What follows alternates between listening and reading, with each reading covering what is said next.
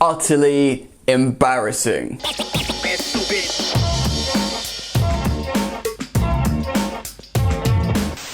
Hey, what's going on, people? Welcome back to Football Therapy with me, host Jan. Arsenal 3, Chelsea 1. This is your match review of Chelsea's absolute horror show away at the Emirates against an Arsenal who are winless in about 1,000 games since they beat Man United. Awful top to bottom.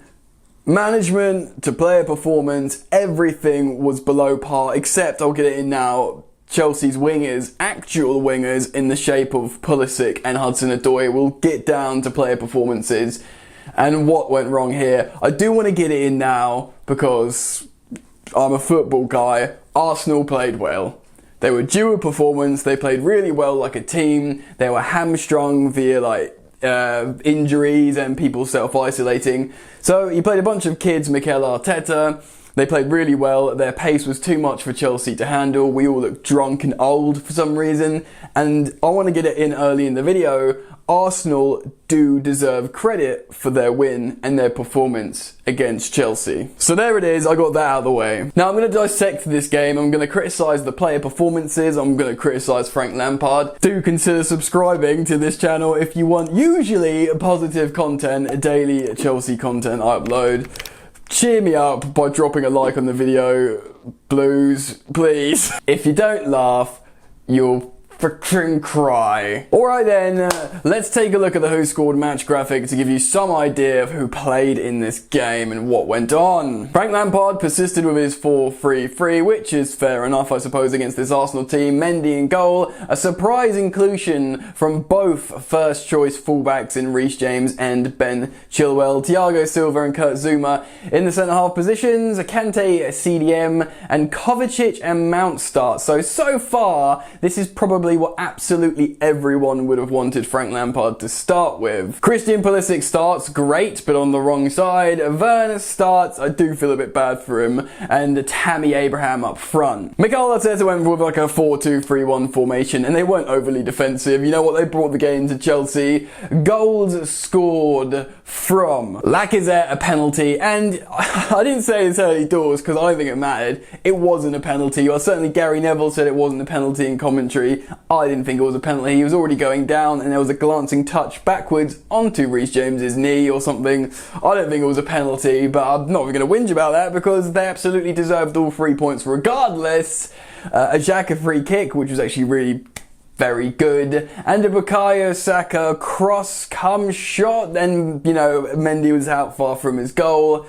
The ball floated over him and into the top corner. I'd be interested to know what you guys think. Should Mendy do better? Is that just luck because it's a cross? Or what happened there? Poor defending to not stop the cross? What happened? And then of course Tammy Abraham got one back later on with a Callum Hudson-Odoi assist, which was probably the most impressive part of that move. Now, Chelsea beat Arsenal last season and we drew with them as well. They had a late comeback with a Martinelli goal. Arsenal have been really, really poor and they were due a good performance, and this is the kind of game historically in the Premier League where a team in poor form comes back in a big, derby game or something, and they just played really well, but Chelsea should have beaten Arsenal. Look at the quality in that starting 11 from both teams. Chelsea should have beaten them. Now, I'm going to go through player performances, but let's talk about Frank Lampard because I don't really talk about him on this channel. Okay, the back five are first choice, but Chilwell and James didn't look good. Who's behind the scenes assessing if they're match ready to play this game? Reece James was absolutely roasted in that first half by Tierney. If Cesar Azpilicueta started, he's good to go, he's fresh, he's professional, he would have defended really well.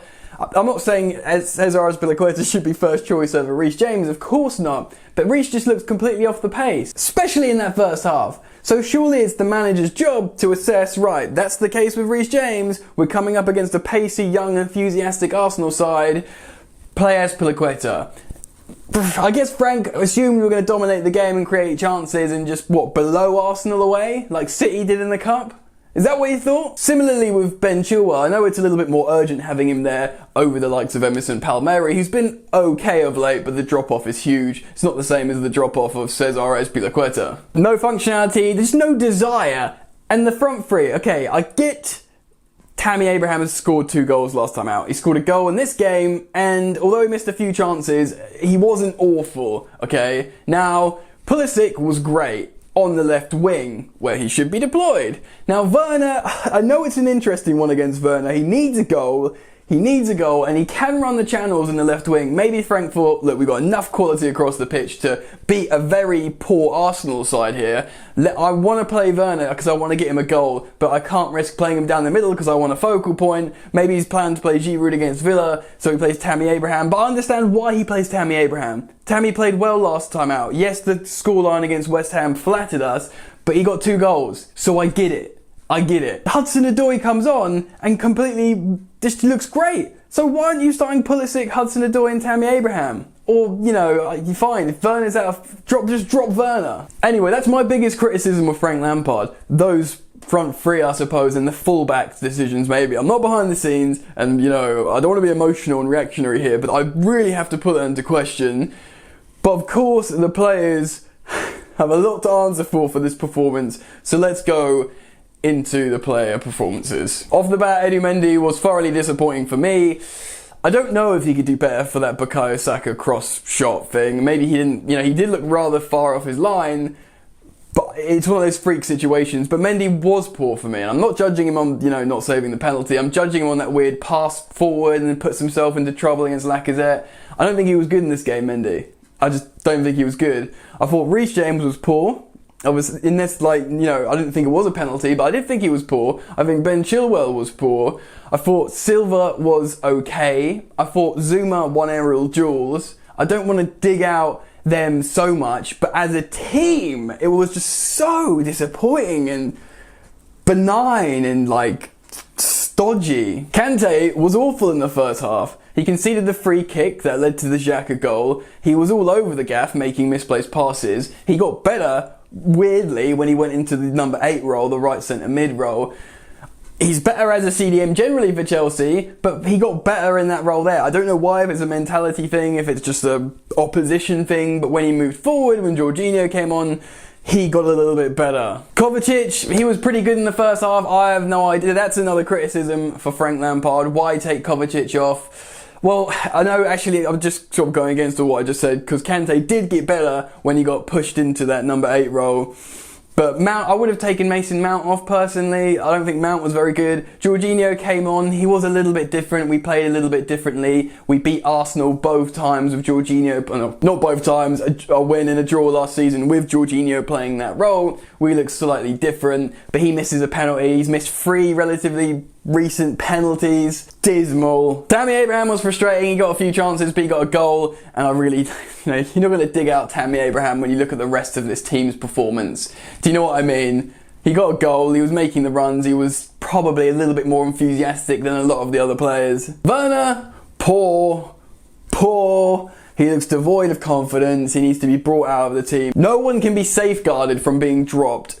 And that includes Werner. Yes, he needs a goal. Yes, he needs to build his confidence. So put him on as a sub when we're winning a game. Do you know what I mean? That's what I think. Pulisic deserves better. He was our shining light in the game, as was Hudson-Odoi. He got the assist for the Tammy Abraham goal. Yes, Tammy Abraham scored, but that was all Hudson-Odoi's dynamism. Hudson-Odoi came on and he was good. And I was thinking, I even tweeted, I think Hudson-Odoi's been our best player in this game and he's come on at half time, but that would probably be a disservice to Pulisic. So both the wingers were really the only 2 decent players in this game. You know, maybe you could say if I'm wrong with Tammy with the goal and stuff, but it was just so disappointing top to bottom. All the players, man. Right, so let's talk about where this leaves us. Chelsea have the opportunity to go second in the table today, which kind of shows you where this league is and where we're at. Which means we're not in a crisis, but we lost 3-1 to a very poor Arsenal team. And to be honest, it's, for me, even though I was generally happy with most of the lineup, bar like one perhaps inclusion, Hudson-Odoi, but I didn't know what Frank was seeing in training. But now, from this, he's surely seen enough. If Ziyech can't play, Hudson-Odoi has to play right wing, and Pulisic has to play left wing. Like, that's it, right? It's easy as that, surely. But, you know, apart from that, I kind of understood. I was like, you know, when the lineup was released, we were all like, yes, Chilwell and, you know, James are starting. The Twitter timeline was full of that, man. But on, retrospect, neither of them looks good, so maybe they shouldn't have started. So for me, I've got to put great criticism on the coach for this loss. I've got to put huge criticism on the players for poor performance. And of course, Arsenal played very well and were well worth their win. And that's where we're at, man. Chelsea need to do some serious reflection. I hope Frank makes some drastic changes. It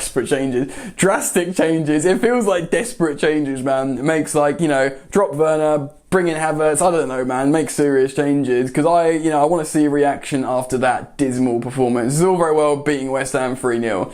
But when you lose to Arsenal 3-1, it's very, very poor. This is Antonio Conte lost 3-0, made big changes, and it was positive for us. And that was in the same fixture at the Emirates. Can we do something similar? Let me know in the comment section below. Sorry to be so negative. I know I'm very positive on this channel, but I'm annoyed, man. I'm very angry with that Chelsea performance. Cheer me up by dropping a like on the video, comment your thoughts, subscribe if you're new, my friends. Try and enjoy the football, and I'll see you later. You ain't so tough with that bad boy tuck. I'ma get it how I'm living, I'ma walk the walk. Outline my lines, I rap through thought. Body bag the verse, outlined in chalk. In my life seen trouble, hustle on the double. Silence on the trigger like my pick got a muzzle. Yo chick like to guzzle, bad boy stay in trouble. I only love this paper, sorry I don't. I laugh me baby.